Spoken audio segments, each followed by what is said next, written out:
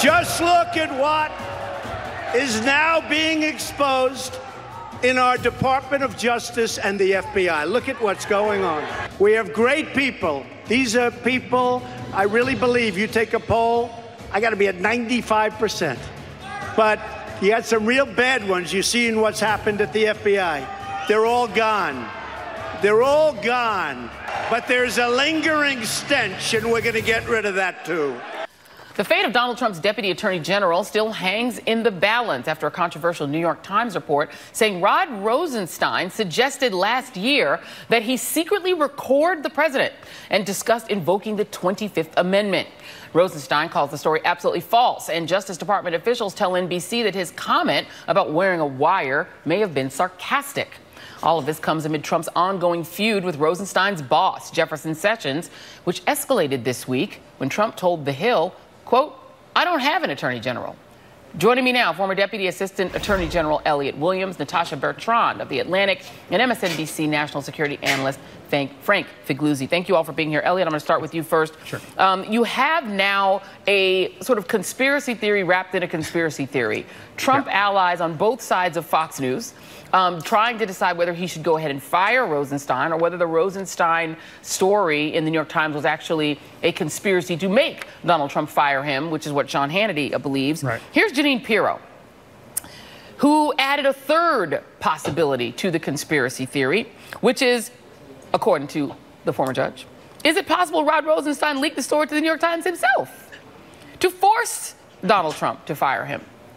This is strange, to say the least, but does it make sense to you that a deputy attorney general, an assistant attorney general, would leak negative stories about himself, wanting to essentially Baker Act the president, to induce himself to be fired? Does that make sense to you? It makes no sense whatsoever. And when you think about it, when you believe in the existence of a deep state that exists for the purpose of undermining the president and all he stands for, then yes, you're going to believe crackpot and conspiracy theories about someone trying to engineer his own firing. Rod Rosenstein is an institutionalist at the Justice Department. He's been there for his entire career, or at least most of it. Why would he, frankly, as one of the adults in the room right now, try to be engineering his own firing? And moreover, when you think about it, the president already talks a great deal about firing the attorney general, about firing the deputy attorney general. Why would anybody seek to decapitate the Justice Department in that way? With all this talk about firing the deputy attorney general and the attorney general, part of me wants to grow an afro out because it feels like 1973 all over again,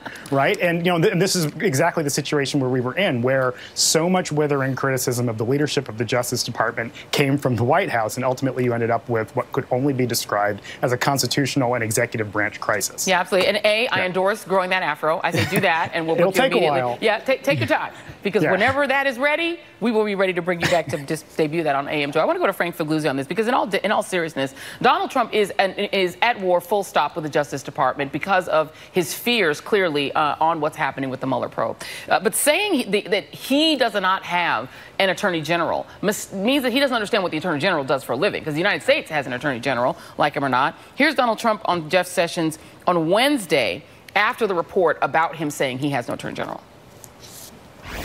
I'm disappointed in the attorney general for numerous reasons, but we have an attorney general. I'm disappointed in the attorney general for many reasons, and you understand. Are you going to fire him? Are you going to fire Jeff Sessions? We are looking at lots of different things. I have a great cabinet. We have the greatest economy ever in the history of our country. So we're very happy with the way things are running, generally speaking.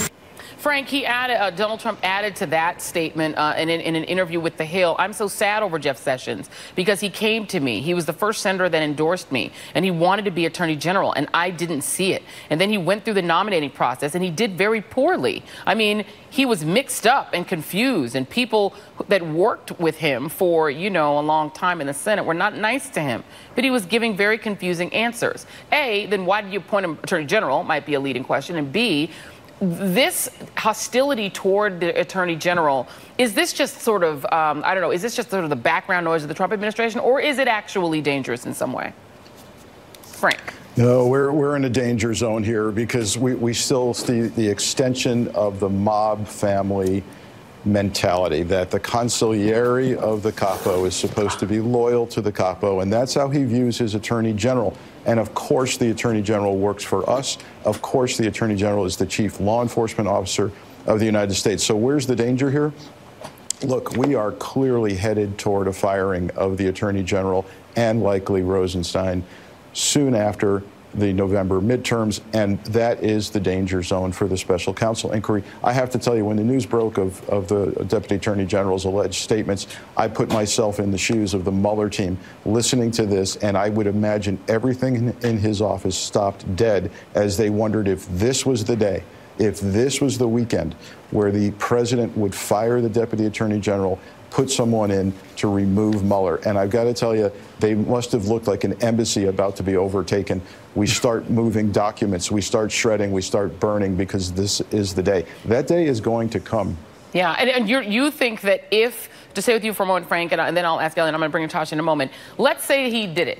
Let's say the day after the midterm elections, Republicans don't do well, Donald Trump fires both Rosenstein and fires both Rosenstein and Sessions. What then happens, in your view? You think that the Mueller team shreds documents, or that they issue a report? Right, so the embassy analogy fails here because, of course, what we're talking about is a legal team that I believe has prepared itself very well in what I call a prosecutorial parachute, where they start sending, wrapped in ribbons, packages to various U.S. attorneys' offices and various states' attorney generals' offices, and I think that's well underway. But you've got to understand, that's a crapshoot when that happens. You don't know how those individual prosecutors are going to handle that. We need something that protects Mueller and lets him finish the job, and that should be the first thing a new Congress works on, is legislation to protect the special counsel. Yeah, legislation that the Republicans right now are refusing to move, because that legislation actually exists. I'm going to come to you now on this, Natasha. CBS News is reporting, Major Garrett of CBS News reports that Jeff Sessions actually tried to resign, and that he attempted to resign the day that Mueller was named special counsel, but this is what happened. Take a listen. Robert Mueller, who had been interviewed the day before by the president as a possible new FBI director, is named special counsel. And Jeff Sessions submits his resignation, his real, live, written resignation to the president, and then leaves the White House. And Reince Priebus, the chief of staff, finds out about it and starts looking for Jeff Sessions. And he finds Jeff Sessions inside his SUV and implores him to come back inside so they can have a conversation. What do you make of that, Natasha, that Jeff Sessions' response to Robert Mueller being named special counsel was to immediately quit? Right. I think that he knew that the president would obviously be very unhappy with the fact that he had recused himself, of course, and then, you know, the special counsel being appointed to investigate the president and his campaign. So essentially, Jeff Sessions had lost all control over the ensuing investigation. So I think that he was making a calculation there that the friction between him and the president was just too much for him to endure. But of course, Reince Priebus was kind of an institutionalist, an establishment figure who was there to encourage Sessions to stay, because I think he saw the political peril that would come if he did end up resigning. There would be questions about whether he resigned perhaps because he had a conflict of interest in the Mueller investigation, because there was a potential danger there. But of course, he ended up staying. And now I think what we're seeing is the president is actually trying to push him to resign so that he doesn't have to go ahead and fire him and endure that kind of political firestorm, especially before the midterms. I don't think that Jeff Sessions is in any kind of danger, of course, before the midterms. I don't think that the president would go as far as to kind of blow up the Republican Party in that way. It would just create mass panic. And the same kind of goes for Rosenstein. I don't think that he would make any moves, especially because now Republicans are salivating at the thought of getting Rosenstein before Congress to testify under oath about and kind of make a public spectacle of him about whether or not he actually did try to, rally supporters for the 25th Amendment, to, wire the president, to record him surreptitiously. So I think Republicans now are really eager to get him before them to tell them what he actually did. And of course, they've already said that they're going to subpoena the anti-McCabe memos. So this is something that he's not going to fire Rosenstein. He's not going to fire Sessions before the midterms, because this is a big opportunity for Congress. Yeah, absolutely. I would think that the moment the two of them were fired, they'd become witnesses, right, in the new Congress. Congress if the Democrats are in charge. Elliot Williams, Natasha Bertrand, Frank Figliuzzi, thank you all very much. And coming up in our next hour, Republicans' failed attempt to swift vote Christine Blasey Ford.